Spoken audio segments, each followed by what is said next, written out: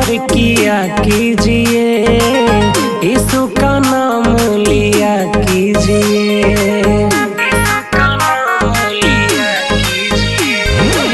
सुबह शाम प्रेयर किया कीजिए, यीशु का नाम लिया कीजिए। इनके सिवा ना कोई और है, इनके सिवा ना कोई और है। सत्य की राह पे चला कीजिए, सुबह शाम प्रेयर किया कीजिए, यीशु का नाम लिया कीजिए। सुबह शाम प्रेयर किया कीजिए, यीशु का नाम लिया कीजिए। सुबह शाम प्रेयर किया कीजिए, यीशु का नाम लिया कीजिए।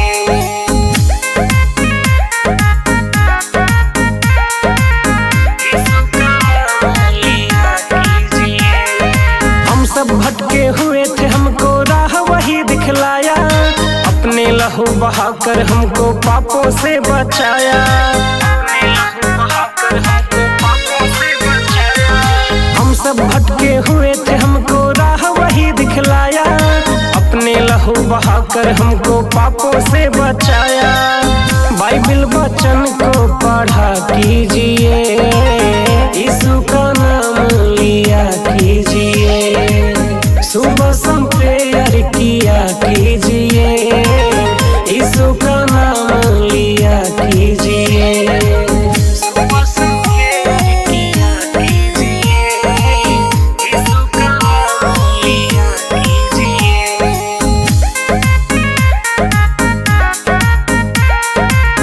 यीशु का नाम लिया कीजिए।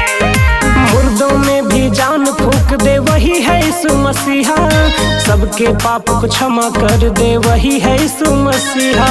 सबके पाप को क्षमा कर दे वही है यीशु मसीहा। मुर्दों में भी जान फूंक दे वही है यीशु मसीहा, सबके पाप को क्षमा कर दे वही है यीशु मसीहा। बस एक काम किया कीजिए, यीशु का नाम लिया कीजिए। सुबह शाम प्रेयर किया कीजिए, यीशु का नाम लिया कीजिए। सुबह शाम प्रेयर किया कीजिए, यीशु का नाम लिया कीजिए।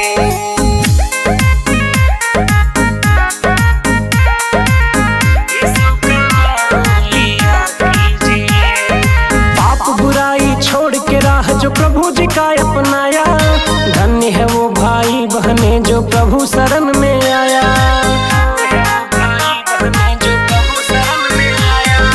पाप बुराई छोड़ के राह जो प्रभु जी का अपनाया, धन्य है वो भाई बहने जो प्रभु शरण में आया।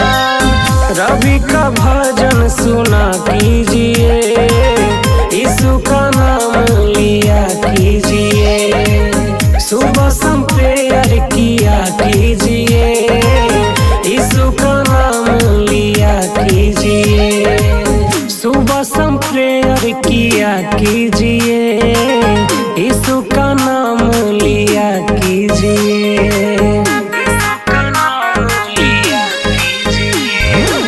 सुबह शाम प्रेयर किया कीजिए, यीशु का नाम